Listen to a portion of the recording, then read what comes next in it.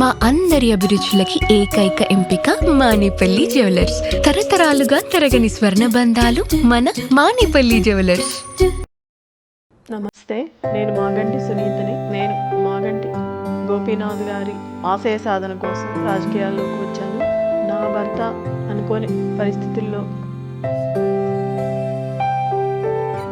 ఈ కష్టకాలంలో పెద్దవారు కేసీఆర్ గారు, సోదరుడు కేటీఆర్ గారు మా కుటుంబానికి అండగా నిలబడ్డారు. ఒక ఇంటి ఆడబిడ్డగా సపోర్ట్ చేసి ఇక్కడి వరకు తీసుకొచ్చారు.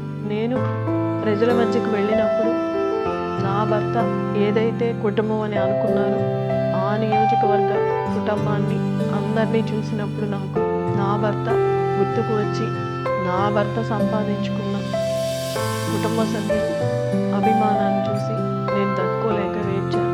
దాన్ని కూడా రాజకీయంగా హేళన చేశాను. అంటే ఒక మహిళ బయటికి వచ్చి ధైర్యంగా నిలబడి తను అనుకున్నది సాధించాలి అనుకోవటంలో తప్పేముంది.